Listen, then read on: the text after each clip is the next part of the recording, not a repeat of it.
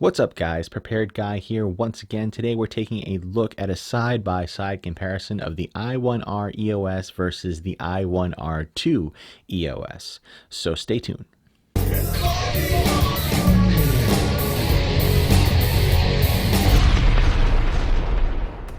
So guys, as many of you know, Black Friday came and went, and with it came a brand new release from Olight, one of their newest additions to the keychain flashlight line, the I1R2 EOS.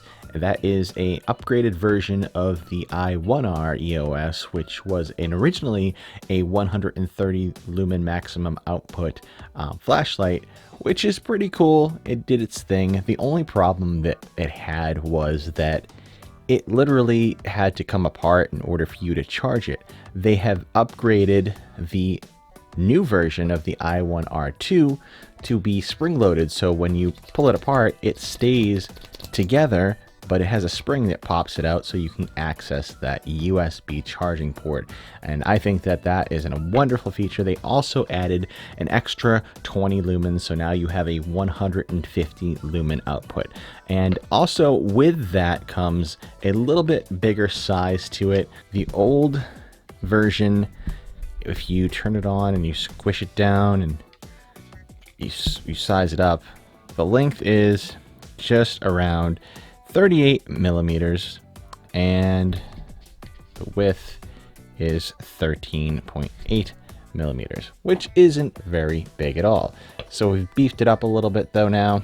Now the width is 14.7 millimeters and the length is 40.2 millimeters. So it is a little bit larger than its older brother here.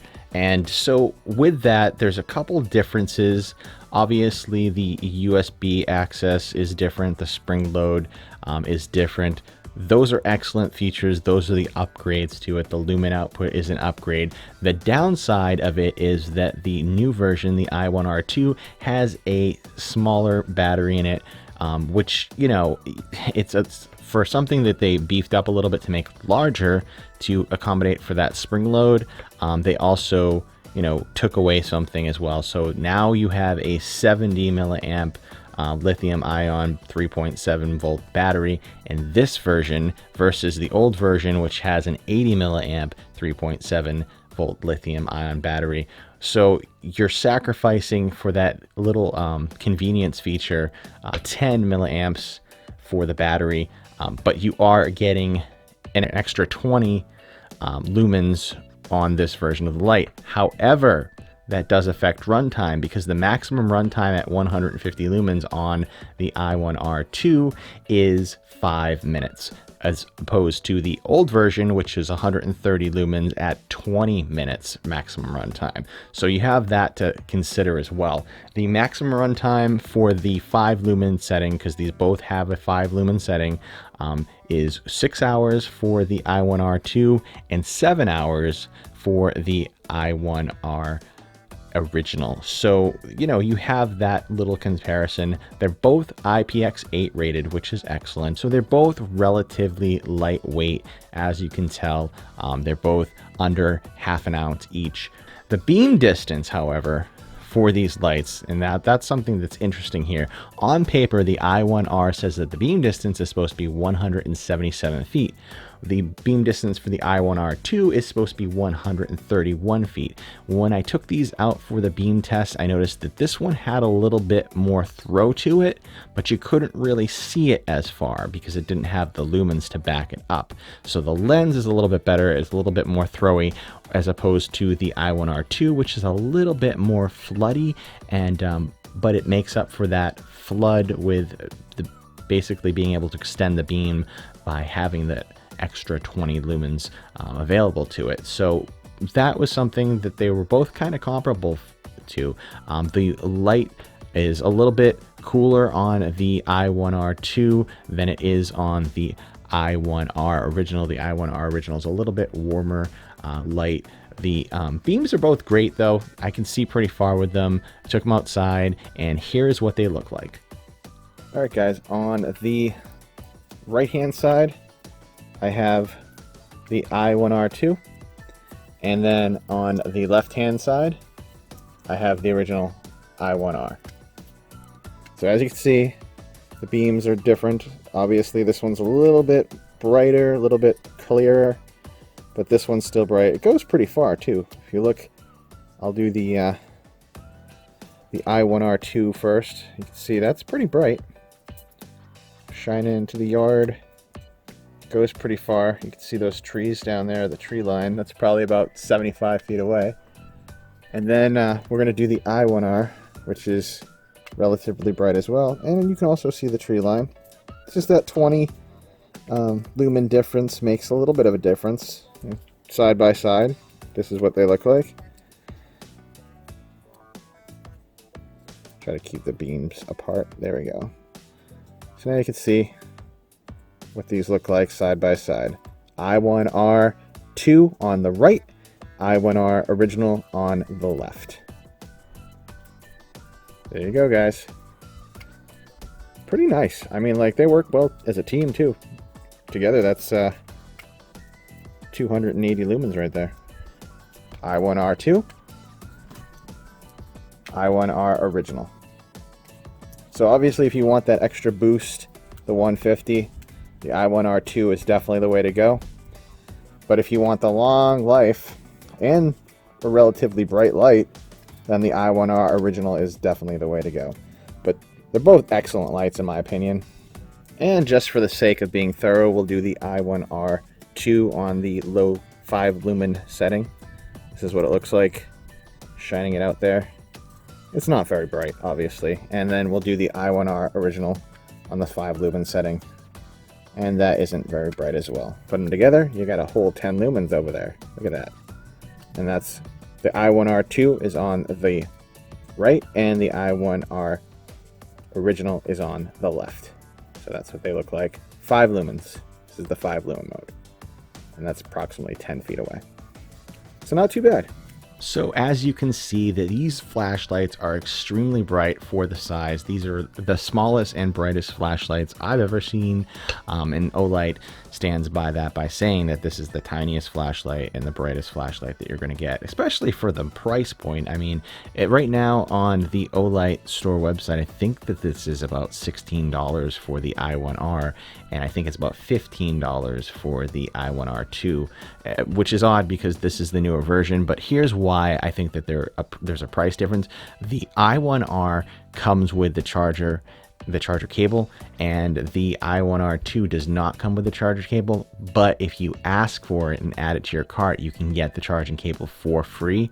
But since it's not really with it, not a lot of people ask for it. When I ordered this on Black Friday, I forgot to add the charging cable to the cart, which wasn't a big deal, but if I wanted it, they would have provided it. But you have to get it when you order it, otherwise you have to, I think you might have to pay to get it. But anyways, moving along, the beam distance is great. Now the run times, this is where it comes to a really interesting conclusion. Now, the run times on these lights, okay, we said the maximum output for the 130 lumen mode of runtime was 20 minutes. So that's the maximum that can run for on the highest lumen. So I set it to the highest lumen, I let it run down, and obviously it steps down. I did the same thing with the I1R2. It's 150 lumen maximum runtime. Now, there's only 5 minutes of runtime for this light. For the I1R2 at its maximum output. Now, I'm not exactly sure the lab settings that they tested this in, but the way that Prepared Guy does it, I just turned on and I let it run until it dies. Now, with that said, I did that to both these lights at the same exact time, and I got the runtime I feel for the I1R was significantly better. And here's the reason why. You have an 80 milliamp battery in the I1R original, and you only have a 70 milliamp battery in the I1R2. So you're just about 10 milliamps difference when it comes to these two lights. So you're going to get a longer runtime. Plus, since there's less lumens that you have to accommodate for, you're going to get more runtime out of that extra 10. left as well. So that this light, the I1R, lasted a lot longer than the I1R2 when it came to usable light. Now this is how I measured this test, because this is the factor here. It ran for 40 hours. Both of these ran for 40 hours, leaving the I1R with the one that was left over with the most usable light by the end of the test. Now I probably could have left the I1R running for a while and let it run out completely, and I guarantee you that we would have probably hit close to 50 hours at that point, because it was so bright and there was such a large amount of usable light left, where I feel like it was still pretty close to at least 5 lumens at the end of 40 hours. So here's the deal. We have the two lights here. This is the I1R right here, and it's still casting some light. Now we're about 2 feet away from the table right there, and I'm casting light on the Prepared Guy logo with the I1R. And now I'm going to show you what the I1R2 looks like casting light. As you can tell, it's not as bright. I'm getting at least about, I'd say maybe 3-4 lumens out of this right now, maybe 5. It's not really, it's almost dead, but it's not completely dead. And yeah, you can tell just by looking at the direct, one looks a little bit duller than the other. So the oldest one has the most light coming out of it, while the newest one is not as bright, as you can see. So that's what we got, and we're at 40 hours of them just sitting there on a table running for 40 hours. That's unheard of. The reason I'm going to stop it here is because, one, I need my bench for other projects right now. 40 hours is a long time for this to be tied up. But as you can see, the I1R, the original, is the winner out of these two, because of the fact that it casts the most usable light after 40 hours. Look at that. That's a lot of light for 40 hours. Like I said, I'm about 2 feet away from the table right now when I'm shining this. And now I'm going to do the same thing with the I1R2. 2 feet away, you can barely even notice it. Like, I literally have to be this close for you to notice. Now, obviously, there's 20 lumens difference there that was being used up for that time. So, you know, the extra 20 lumens out of that 150 versus the 130, that's going to give you a difference in runtime. That's going to give you a difference as well, because the battery in the I1R original is 10 milliamps stronger than the new version. It's funny because it's bulkier. The new version is a little bit bulkier, and it's also has more lumens, but you know, it has a smaller battery.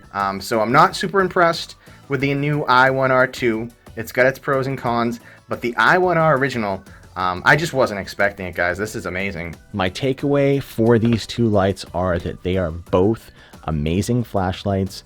I love the new feature of being able to charge the I1R2 without having to completely remove the top part of it, and that just does this perfect for me. I like that feature. However, I really like the runtime on the I1R, and the beam distance isn't exactly, you know, perfect. They say it's 177 feet. I'm just not feeling 177 feet from either of these lights. 131 feet for the I1R2 is more, I would say, believable, because it does have that extra 20 lumens. But just overall, I mean, heck, if these go 50 feet, you know, that's satisfactory in my book for a flashlight of this size. So, I mean, these are just great. As you could tell from the beam shot footage, I shot this out all the way into my yard, and we went out 75 feet to a tree line that was, you know, way out there. So, I mean, these flashlights do have a little bit of a throw to them. It's a pocket flashlight. It's not even a pocket flashlight. It's a keychain flashlight. I mean, look at this thing. It's not even the size of my pinky. I mean, this is tiny. So, guys, great investment overall. I bought a couple of these. I have one in all my little tiny EDC kits, my little kits everywhere. So, I mean, these are just great to have, and for under $20, it's well worth the money. So if you're thinking of pulling the trigger on one of these flashlights, I definitely would say go for it.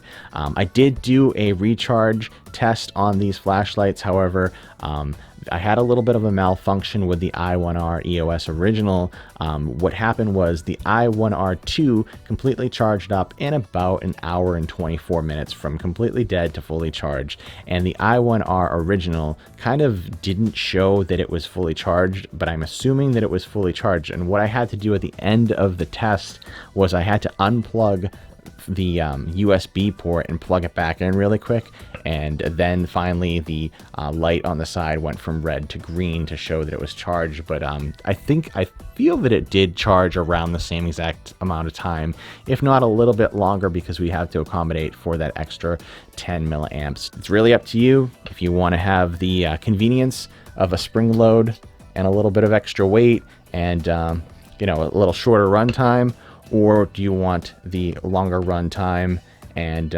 just overall reliability of the I1R EOS with minimal heat output as well. So there you go, guys. Thank you guys for watching. I hope this video has been useful to you, and until next time, guys, stay prepared. If you haven't already subscribed to this channel, please feel free to smash that subscribe button now and click the notification bell so that you can get notified each week when new videos come out. New videos every Friday at 6 p.m. Eastern Standard Time. This has been The Prepared Guy, and until next time, guys, stay prepared.